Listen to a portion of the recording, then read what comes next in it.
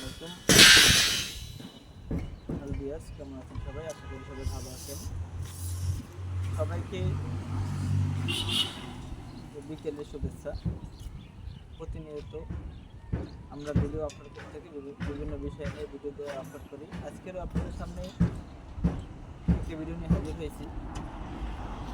এডিপির পক্ষ থেকে আপনাদের শুভেচ্ছা অভিনন্দন। আজকের আমাদের ভিডিও টপিক হলো যে আমাদের কলমের যে রড বাইন্ডিং, লেপিং হোক কীভাবে বাঁধে, কোথায় লেপিং দিবে, কোন জায়গায় দেওয়া যাবে, কোন জায়গায় দেওয়া যাবে না, সেই বিষয় নিয়ে আপনাদের দেখাবো। অনেক সময় অনেক মিস্ত্রিরা বলে যে ওই যে সাইডে গেলে দেখা যায় যে সব জয়েন্টগুলো লেপিংগুলো একসাথে দিয়ে দিচ্ছে এবং লেপিংয়ের তাদের সাইজ ঠিক থাকে না। এটা নিয়ে তাদের একটু কষ্ট হয়। যেমন ইঞ্জিনিয়ারে গেলে তাদের সাইডে মিস্ত্রিদের কষ্ট হয়, তাদের 70 দিন বাড়ে, তারা মনে করে যে ইঞ্জিনিয়ারটা শত্রু। আজকের আমাদের একটা নির্দিষ্ট প্রজেক্টে আসলাম, আপনাদের একটু দেখাবো যে এখানে যারা কাজ করছে সে কাজের তারা কীভাবে লেপিং দিচ্ছে, কতটা দিচ্ছে, এটা আপনাদের দেখাবো। আমাদের এখানে 1 2 3 4 5 5টা কলম, 5টা কলমে 5টা জয়েন্ট কিন্তু একসাথে পড়ে নাই।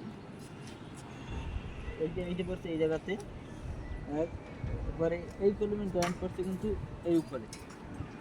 আবার আসসালামু আলাইকুম ভিউয়ার্স, এখানে সয়েল টেস্ট থেকে শুরু করে বিল্ডিংয়ের সকল প্রকার ডিজাইন করা হয় এবং সকল প্রকার কনস্ট্রাকশন কাজ করা হয়। ধন্যবাদ সকলকে। এই কলমের জয়েন্ট নিচে, এই কলমের জয়েন্ট পড়ছে কিন্তু এই উপরে।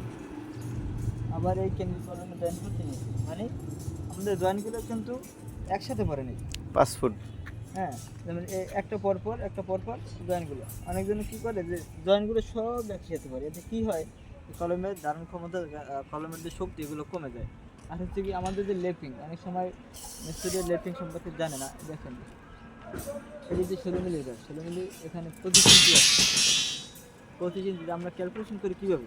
মূলত হচ্ছে কি আমাদের যে রডের ডায়া, সে ডায়া এবং 40 মানে আমরা কলমের 40 দিয়ে আমাদের কলমের ডায়াতে মনে করেন 16 মিলি ডায়া, 16 মিলির 40 দিয়ে আমরা বন্ধু, তাই না? আমাদের কত ইঞ্চি ডায়া পাবো, কত ইঞ্চি লেপিং দিতে হবে, সেটা আমাদের এখানে আমরা ক্লিয়ার পেয়ে যাবো। অনেক সময় আমরা কম দেয়, কম দেওয়া ঠিক না। আর হচ্ছে কি আরেকটা বিষয়, আমরা যে কলমের ভিতরে যে রিংগুলো দেই, ড্রাইভার রিং বা যেই বলেন এখানে, মুখগুলো কিন্তু এক পাশে না, এইটাতে এই পাশে, এইটা কিন্তু এই পাশে না, এটা হচ্ছে গিয়ে উপরেরটা আবার এই পাশে, আবার এই যে এই পাশে, এর উপরেরটা এই পাশে।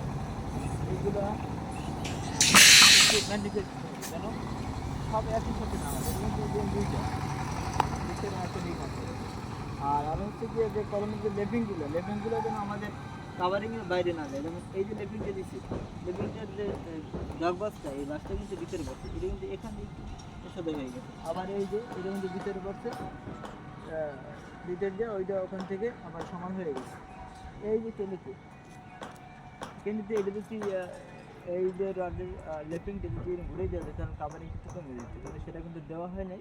সেটা দিচ্ছে কীভাবে, সেটা তারা ভিতর ছেড়ে দিয়ে ওখান থেকে মিলে দেয় কাভারিং আমাদের। আর এদিক থেকে করছে এখানে আমাদের যে কাভারিংটা, সেই কাভারিংটা সঠিকভাবে পাওয়া যায়। এর জন্য আমরা যারা কলম করি, মিস্ত্রিরা যারা করি, যারা অনেক মিস্ত্রিদের খামখালি করি, যে কাজ করার পরে এরা কাজ জানে বা বোঝে বা করতে চায় না, এগুলো করা উচিত না। আর যারা মালিক পক্ষ আছেন তারা অবশ্যই যারা কাজ করাবেন, মিস্ত্রিরা কী কাজ করে, কীভাবে কাজ করে, আসলে সেটা একটু যাচাই করে দেখবেন। আর আমাদের ভিডিওটি ভালো লাগলে আমাদের ভিডিওটি শেয়ার করে আমাদের পেজটি ফলো দিয়ে পাশে থাকবেন। ধন্যবাদ সকলকে। আসসালামু আলাইকুম।